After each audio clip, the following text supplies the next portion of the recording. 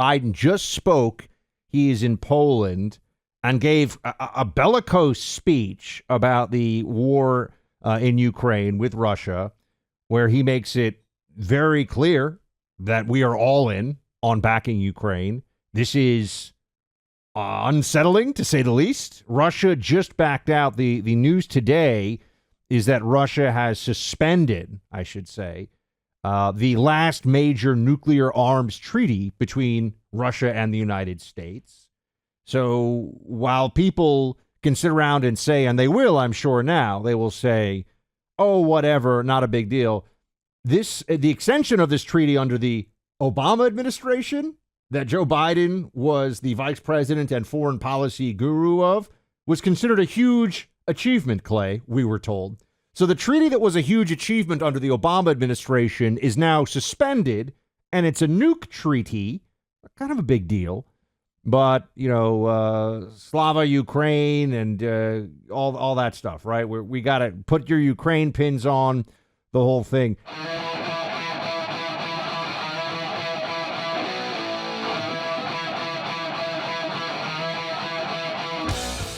How much money is too much money for the Ukraine war? How much time and risk is too much risk? Because Russia is all in. They're mobilizing, estimates say, a half a million soldiers, additionally to what they've already put into this fight.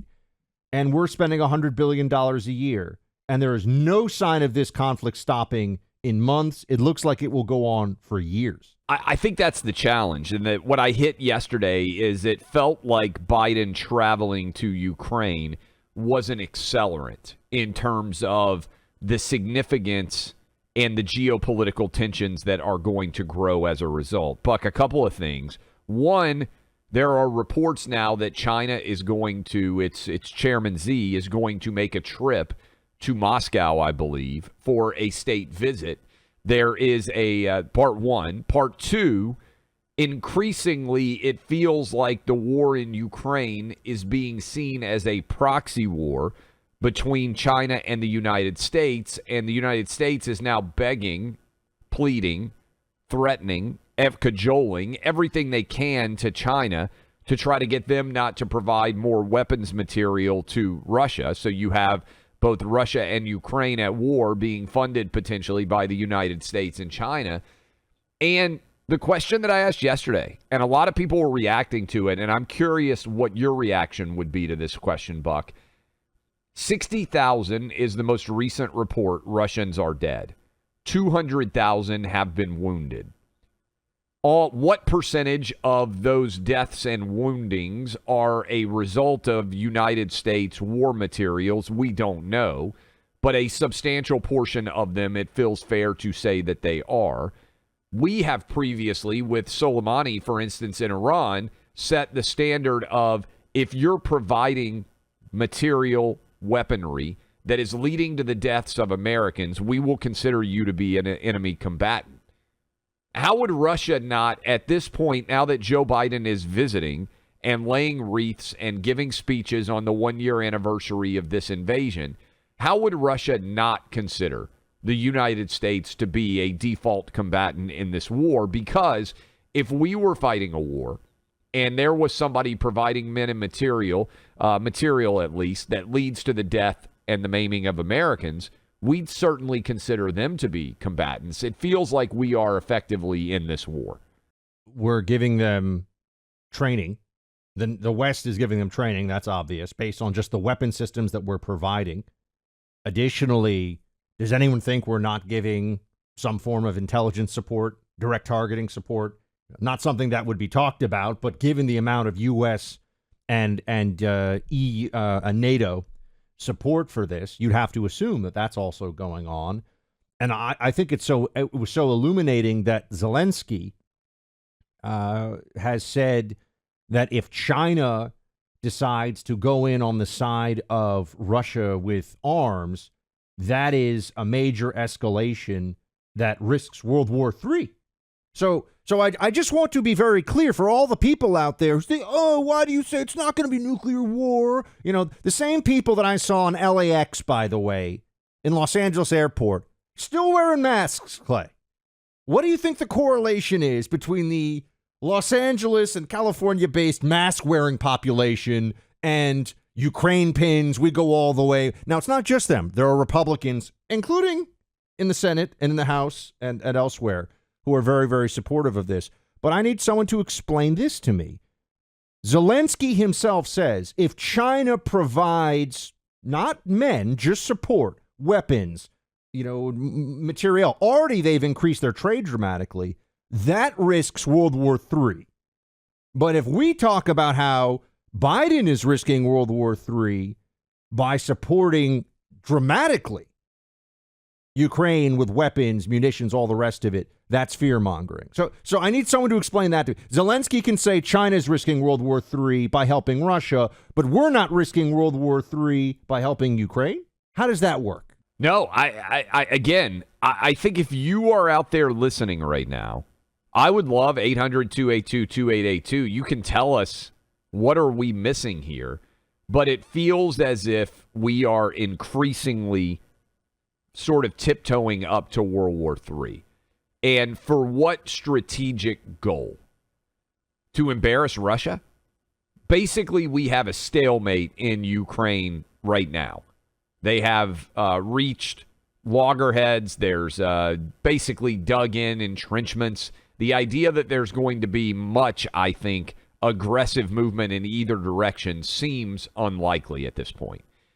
And what I still don't know, Buck, and I would be curious for your answer on this, how does this end?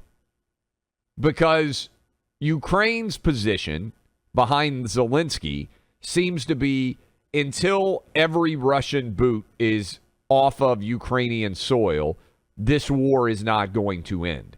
So does he think that, one, total victory for Ukraine is kicking all Russians back out of Ukraine, and then Vladimir Putin does what?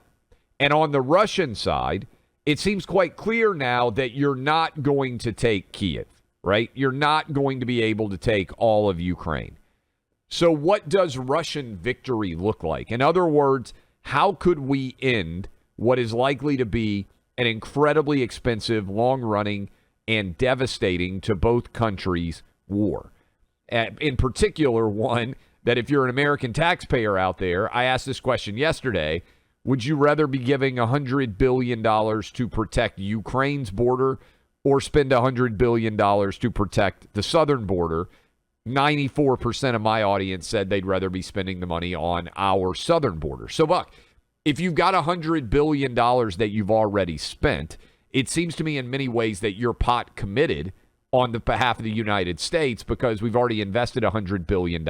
How does this end? No one seems to have an answer for me, and I would love to hear one that makes some sense. Well, we need to understand that we have taken the side of the much smaller, weaker party in this fight, which means there's no chance. There's no future in which Ukraine is in a self-sustaining, we can take on the Russians ourselves situation. That's just not going to happen, right? Meaning that without massive U.S. material and training and everything else we're giving them, they collapse rather quickly just based on logistics, because this is turning into a war of attrition. People that I've spoken to who have been out at the front line say, unlike what we saw in Iraq and Afghanistan, which were effectively counterinsurgency campaigns, this is a more traditional war. There are front lines, there are areas of control switching between parties, and there are trenches. Now, there have been trenches in the Donbass region stretching back now for 7 years on a much smaller scale, but you have literal trench warfare in some places, and you have lines of control shifting back between large, mechanized, advanced militaries. There is no future in which this just ends because one combatant, in this case Russia, decides that this isn't worth it to them. And I just wonder, why is it that we never hear about any high-level discussions or negotiations between Biden, between the NATO partners we have, and Putin directly? What does Putin want? We are led to believe that Putin would only stop at the eradication of Ukraine and control of the entire country. Is that really the case? We've also been told that there were efforts to get negotiations going early on, and the U.S. stepped in. The Biden administration stepped in and said, no, now we're in it. Now we want Putin to leave in humiliation. Now, for Putin to leave in humiliation would also mean, I think, likely the end of his regime. I think an internal coup, which is usually dictators most often fall from internal coup. Usually it's somebody close around them. There's been academic studies on this.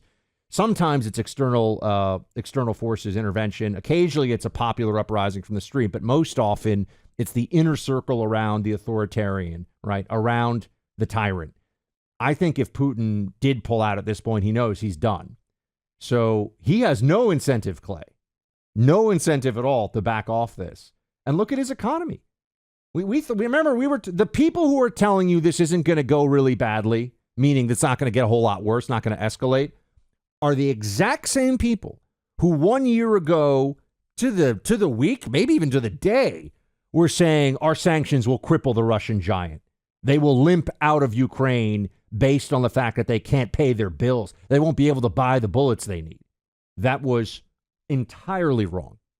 They've actually arguably strengthened in many ways their economy, and they are not struggling like we were told that they would. So how long does this go on?